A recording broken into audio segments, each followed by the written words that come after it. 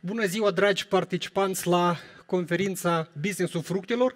Vreau să vă prezint cerințele privind comercializarea fructelor în rețelele internaționale din perspectiva respectării conținuturilor maxime ale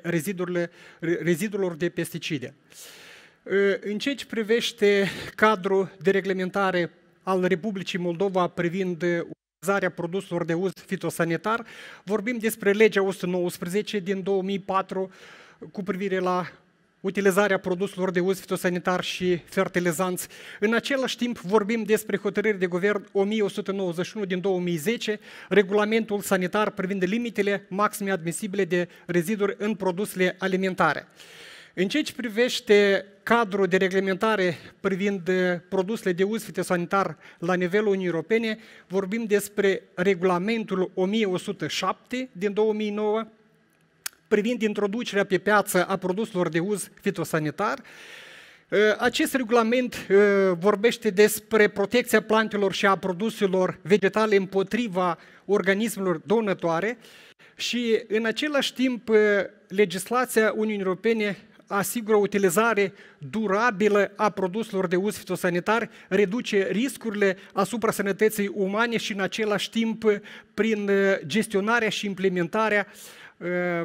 programelor integrate de combatere a dăunătorilor. În același timp, utilizarea produselor de uz fitosanitar prevede și conținuturile maxime aplicabile de reziduri de pesticide sau pe produsele alimentare și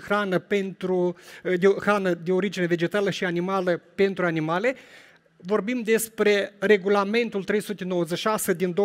din 2005. În ceea ce privește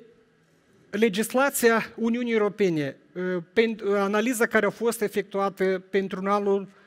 2020, vreau să vă atrag atenție că regulamentul 1107 din 2009, în ceea ce privește implementarea acestui regulament, este regulamentul 540 din 2011, nu a reînnoit o serie de substanțe active care le vedeți aici pe ecran. Vorbim despre clorpirifos metil, vorbim despre clorpirifos, conform regulamentul 540, pentru fiecare substanță activă, la fel ca și în Republica Moldova, prevede o perioadă de grație, care expiră, vedeți, în cazul primelor două substanțe active, a expirat deja la 16 aprilie 2020, și în ceea ce privește următoarele substanțe care nu a fost reînnoită aprobarea substanței active, vorbim despre teacolprid, beta-ciflutrin, finamifox, bromoxinil, betalaxil și tiofenat metil. Ce este important pentru producătorii de fructe și legume, cei care sunt orientați pentru a exporta produsele către Uniunea Europeană? Este clar și evident că toate aceste substanțe active expiră valabilitatea lor 3 februarie, 20 iulie, 23 septembrie, 14 septembrie și așa mai departe, ceea ce este important ca atunci când planificăm utilizarea și protecția culturii pentru 2021, trebuie de luat în considerare toate aceste cerințe care le-am prezentat aici. Și mai cu seamă, o serie de substanțe active care a fost prelungită aprobarea substanțelor active, vedeți, listele sunt destul de multe, dar ce este important că această perioadă a fost extinsă doar până la 31 aprilie 2021, deci poate în perioada respectivă pot să apară și alte modificări în legislație. În același timp, alte substanțe au fost prelungite,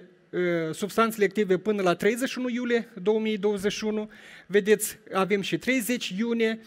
iarăși o serie de substanțe active care trebuie să luăm în considerare. La fel, 31 august s-a făcut această analiză pentru a informa producătorii, pentru a lua decizii corecte atunci când va planifica ce fel de substanțe active vor utiliza pentru combaterea dăunătorilor pentru anul 2021.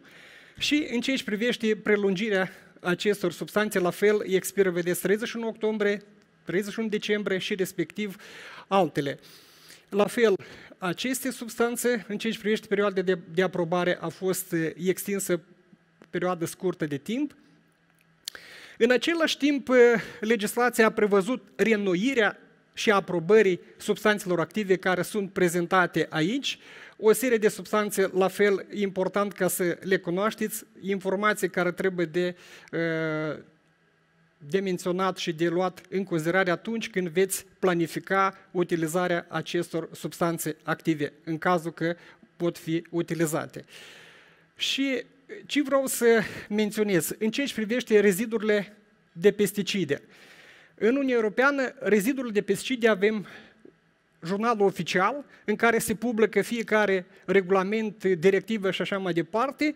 și în primul rând, aceste concentrații maxime de reziduri pentru toate culturile și pentru toate pesticidele pot fi găsite în bază de date pe site-ul de web al Comisiei Europene. Vedeți, aveți acest site, cu toate că acest site a suferit unele modificări într-o prezentare a informațiilor pentru utilizatori. Și aici puteți să vedeți foarte clar, începând, putem să căutăm după substanțe active, putem să căutăm după produs sau toate modificările care sunt prezentate, chiar și în această prezentare, sunt luate de pe site-ul respectiv. În același timp, vedeți, în ceea ce privește rezidurile de pesticide sunt prezentate, aveți și link la conținuturile acestora. Apoi vorbim despre, în cazul prunilor, este foarte clar prezentat, selectăm prunul ca cultură sau ca produs și respectiv vom vedea toate substanțele active care sunt aprobate la ziua de astăzi. Vedeți, o să vă prezint un document deja care s-a format în rezultatul downloadării acestor informații. În partea dreaptă sus, vedeți, puteți să exportați aceste valori într-un format Excel și respectiv acest format Excel aveți toate rezidurile și valorile acestora pentru la ziua când neastră începeți să le downloadați corespunzător. Ele sunt exprimate în miligrame per kilogram și fiecare produs în parte. Când vorbim despre concentrație maximă aplicabile rezidurilor, noi trebuie să ne fie clar că este o concentrație maximă de reziduri de pesticide, în primul rând autorizată din sau pe produsele alimentare sau hrană pentru animale, stabilită pe baza de bunuri practici agricole sau a celui mai scăzut nivel de expunere care să permită protejarea tuturor consumatorilor vulnerabili. În același timp, vreau să vă prezint toate modificările care au avut loc în ceea ce privește rezidurile de produse de uz sanitar, care am menționat că sunt prezentate în regulamentul 396 din 2005. Vreau să vă zic acele concentrații maxim de reziduri care au fost modificate și sunt prezentate pe aceste slide-uri și cu siguranță le găsiți în baza de date a Uniunii Europene. Așa. Și în ceea ce privește, am vorbit despre legislația Uniunii Europene, dar în același timp vreau să vă menționez că sunt link-uri la pagina de web în ceea ce privește legislația și rezidurile de pesticide din întreaga lume, legislația care stabilește rezidurile de pesticide pentru mai multe piețe, inclusiv și Noua Zeelandă și Codex Alimentarius. Acest link vă oferă informații detaliate și mai cu seamă am prezentat o serie de țări care cel puțin avem relații foarte bune și au fost exportate către aceste țări produse alimentare și producătorii trebuie să se alinieze la aceste cerințe privind concentrațiile maxime de reziduri. Este informație unde puteți să găsiți deja valorile despre care am prezentat mai sus. O altă cerință la fel de importantă, ceea ce am vorbit la nivel de legislație, vorbim la nivel cerințe supermarketelor din Europa, privind rezidurile de pesticide, deoarece valorile acestora sunt cu mult mai exigente vis-a-vis de cele care sunt prezentate în legislația Uniunii Europene.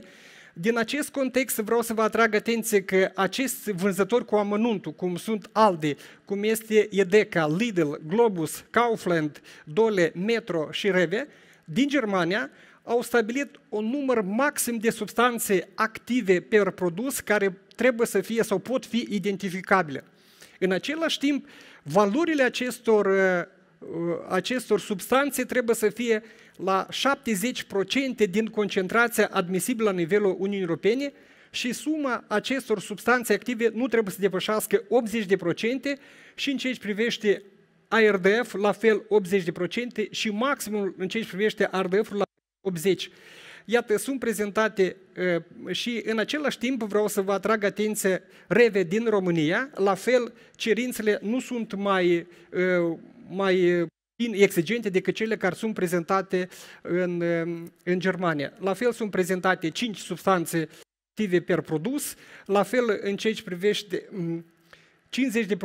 50% din toate aceste limite maxim de reziduri, suma acestora, maxim în ceea ce privește RDF 70%, toate aceste valori le avem atunci când vom respecta bunele practici de implementare și pentru unele rețeli, în ceea ce privește fructele moi și fructele mici, legume, frunze și așa mai departe, sunt stabilite doar 5, pentru fructe sămânțoase și fructe sâmburoase avem 4 substanțe, în ceea ce privește culturile nucifere, varză, legume, avem 3 substanțe active, în ceea ce privește pot fi identificabile cu valori care depășește limita care se încadrează în limita maximă admisibilă. În ceea ce privește doza acută de referință, m-am referit la ARDF. Este cantitatea exprimată a unei substanțe din produsele alimentare, exprimată în raport cu greutatea corporală pe care poate fi ingerată într-o scurtă perioadă de timp, în general pe parcursul unei zile, fără a prezenta un risc considerabil pentru sănătatea consumatorului, având în vedere datele obținute pe baza studiilor corespunzătoare, precum și a grupurilor sensibile ale populației. În acest scop de idei, pentru ca producătorii agricoli să se alinieze la aceste cerințe de reziduri a produselor de uz fitosanitar care au fost aplicate pe cultura dată,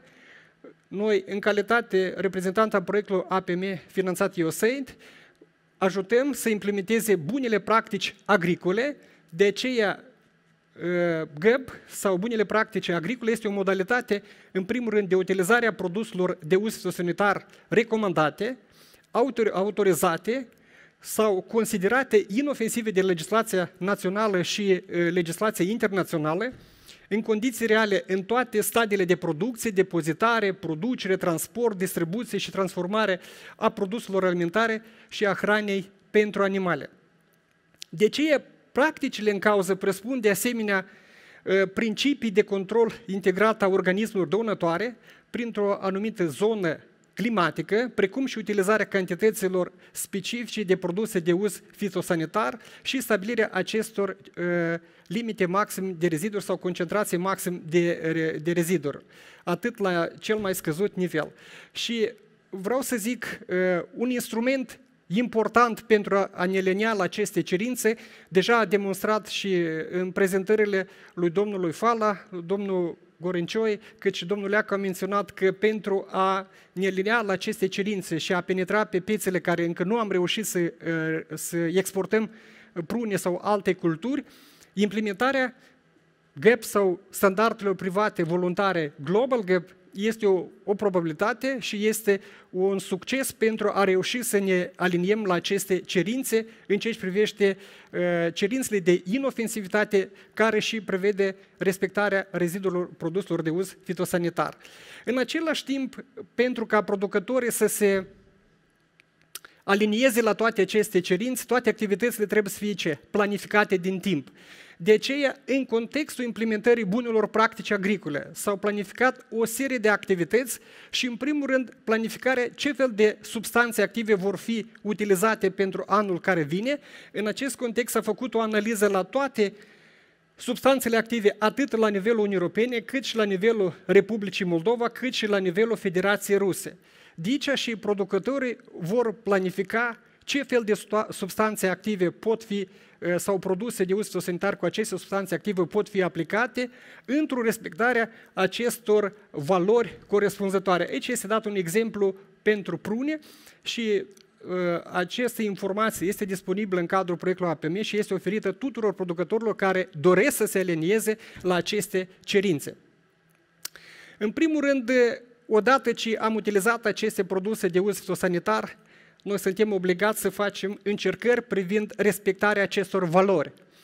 De aceea, producătorii și exportatorii trebuie să se utilizeze sau să utilizeze resursele laboratoarelor acreditate în domeniul corespunzător 17.025,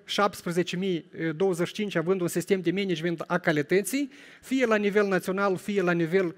european, pentru a fi încrezuți că aceste valori corespund normelor stabilite.